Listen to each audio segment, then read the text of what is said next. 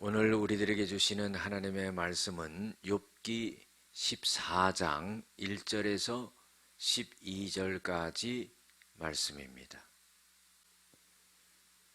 여인에게서 태어난 사람은 생애가 짧고 걱정이 가득하며 그는 꽃과 같이 자라나서 시들며 그림자같이 지나가며 머물지 아니하거늘 이와 같은 자를 주께서 눈여겨보시나이까. 나를 주 앞으로 이끌어서 재판하시나이까. 누가 깨끗한 것을 더러운 것 가운데서 낼 수 있으리이까. 하나도 없나이다.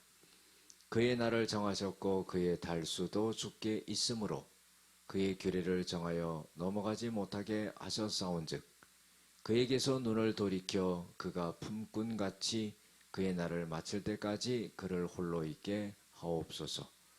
나무는 희망이 있나니 찍힐지라도 다시 움이 나서 연한 가지가 끊이지 아니하며 그 뿌리가 땅에서 늙고 줄기가 흙에서 죽을지라도 물기운에 움이 돋고 가지가 뻗어서 새로 심은 것과 같거니와 장정이라도 죽으면 소멸되나니 인생이 숨을 거두면 그가 어디 있느냐.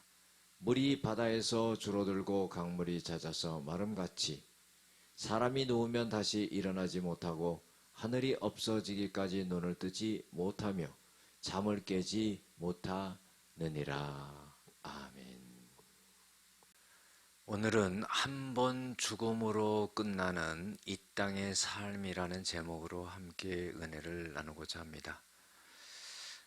사람은 육신과 영혼이 있습니다. 육신은 죽어서 이 땅의 흙으로 돌아가고 끝이 나죠. 물론 우리의 영혼은 하늘나라를 가게 되는 겁니다. 오늘 욥이 무척 고난과 어려움을 당하면서 인생에 대해서 말을 합니다. 여인에게서 태어난 사람은 생애가 짧고 걱정이 가득하며 그랬어요. 여러분들, 우리 인생의 삶이요 정말 별거 아닙니다. 어머니 뱃속에서 태어나서 이 땅에 사는 것이 근심과 걱정과 문제와 어려움과 질병과 고통과 눈물과 얼마나 괴롭습니까? 그나마 하나님을 의지하고 사니까 우리의 마음이 기쁘고 평안을 누릴 수 있게 된 거죠. 욥이 말할 수 없는 고난 가운데 이런 고백을 하는 겁니다.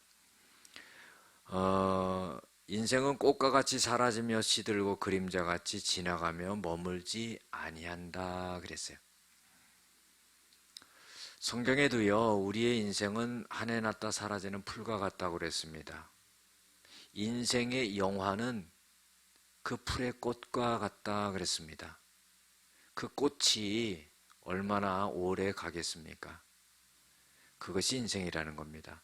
그림자같이 지나간다는 겁니다. 잠시 있다 없어진다는 거죠. 3절에 보면 이와 같은 자를, 그것은 뭐예요? 꽃과 같이 시들고 또한 그림자같이 지나가는 욥 자신의 인생을 하나님 왜 이렇게 눈여겨보시고 나를 갖다가 재판하십니까? 그래요. 잠깐 있다가 가는 자신의 인생인데 잘못할 수도 있고 실수할 수도 있고 그러는데 하나님 왜 이렇게 그냥 지켜보다가 내가 잘못하는 걸 콕 꼬집어가지고 나를 징계하시고 이렇게 관여하셔서 이 괴로움을 당하게 합니까? 그런 거예요. 여러분들, 인자함이라는 것은요 잘못된 것을 잘 봐주는 겁니다. 그것은 뭐냐면은 잘못된 것을 인정하는 것이 아니라 그 잘못된 것을 보면서 언젠가는 잘못된 것을 고치겠지, 언젠가는 삶을 돌이키겠지 하면서 기도해주고 바라봐주고 사랑해주고 하는 거죠. 그런데요, 자기 눈으로 그걸 보질 못합니다.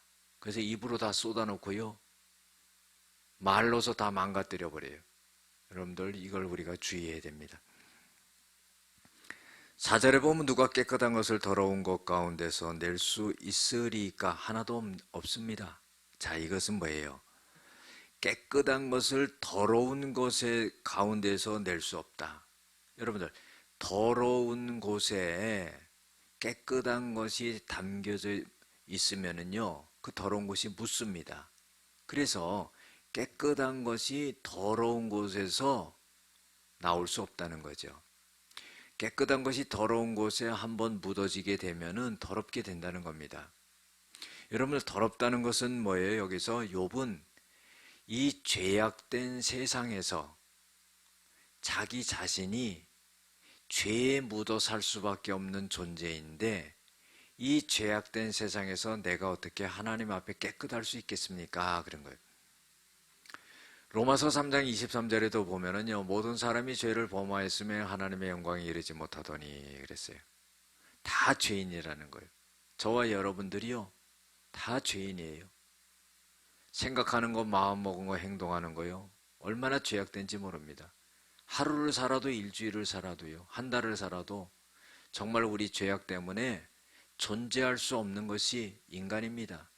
그럼에도 불구하고 우리를 살려준 것은 우리 예수님이, 하나님이 우리를 사랑하셔서 예수 그리스도를 통해서 우리 죄를 씻어주셨기 때문에 우리는 죄 씻음을 받았다는 그 확신을 가져야 됩니다. 그래야지만이 어떻게 해요? 평안이 있고 기쁨이 있는 거예요. 5절에 보면은요, 그의 날을 정하셨고 달수도 죽게 있으므로 그 규례를 정하여 넘어가지 못하게 하셨습니다.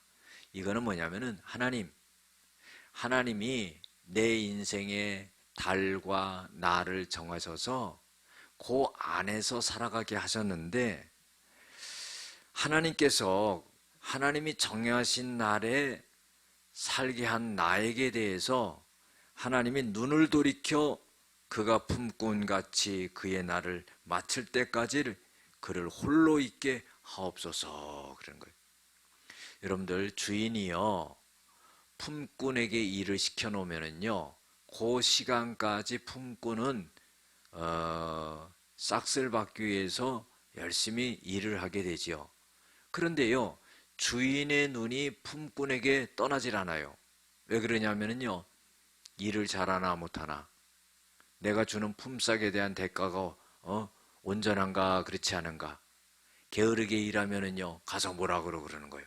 그래서 욥도 하나님, 품꾼이 하루에 일하는 그 시간을 정해놓고 일을 하는데 자기 나름대로는 열심히 한다고 하지만은 조금 잘못할 때가 있지만은 그때 주인이 와서 자꾸 뭐라 그러면은 그 얼마나 품꾼이 괴롭겠습니까? 하나님이 나에게 달과 날을 정하셔서 품꾼과 같이 그 시간 동안 살게 하셨는데, 하나님, 나를 좀 홀로 내버려 두시옵소서, 이런 거죠. 7절에 보면 나무는 희망이 있나니 찍힐지라도 다시 움이 나고, 또 연한 가지가 끊이지 아니하며 그 뿌리가 땅에서 늙고 줄기가 흙에서 죽을지라도 물기운에 움이 돋고 가지가 뻗어서 새로 심은 것과 같거니와 장정이라도 죽으면 소멸되나니 인생이 숨을 거두면 그가 어디 있느냐. 자, 이거는 뭐냐면은요, 나무는요, 찍힌다 할지라도요, 다시 그 옆에서 싹이 나온다는 거예요.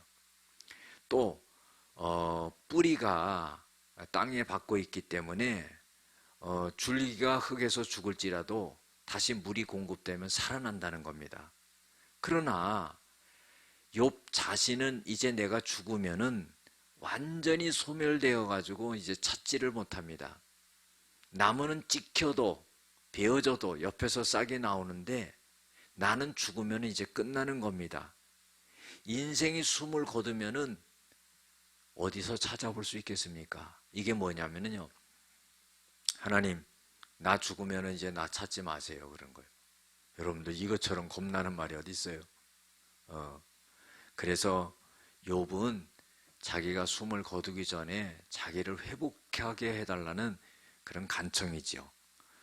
11절에 보면 물이 바다에서 줄어들고 강이 잦아서 마름같이, 그러니까 바닷물이 줄어들고 또 강물이 마르게 되는 것처럼 사람이 누우면 다시 일어나지 못하고, 자, 사람이 누워서 이제 죽게 된다는 거예요. 자기 자신에 대한 그런 말이죠. 하나님, 내가 이제 눕게 되면은 이제 죽고 일어나지 못할 겁니다. 하늘이 없어지기까지 눈을 뜨지 못하며, 여러분들, 하늘이 없어질 리가 없지요. 그런데요, 자기가 죽으면은 하늘이 없어진다, 이런 표현입니다. 잠을 깨지 못하느니라 죽는다는 겁니다. 한번 태어나서 살다가 죽는 인생의 삶인데, 욥은 자기의 그 고난 중에서 내 인생이 이렇게 없어지는 것처럼 되지 않고, 하나님, 하다못해 나무나 풀도 다시 살아나는데 나도 하나님 살려주시옵소서, 그런 거예요. 여러분들, 우리의 육신은 땅에 묻힙니다. 그러나요, 우리의 영혼은 살아나는 거예요. 그리고 예수님은 죽으셨다 살아나심으로 인해 가지고 우리들에게 부활의 소망을 주셨죠. 요한복음 11장 25절 26절에 보면은 나는 부활이요 생명이니 나를 믿는 자는 죽어도 살겠고 물은 살아서 나를 믿는 자는 영원히 죽지 아니하니라. 네가 이것을 믿느냐? 여러분, 우리가 이걸 믿을 때요, 영생을 얻게 되고 부활하는 역사가 일어나게 됩니다. 기도하시겠습니다. 한 번 죽음으로 끝나는 이 땅의 삶입니다. 육신은 땅에 묻혀 끝나지만 우리의 영혼은 저 하늘나라를 간다는 걸 잊지 말게 하시고 영원한 생명을 사모하는 저희들이 삶이 되어지게 하여 주시옵소서. 예수님의 이름으로 기도드렸습니다. 아멘.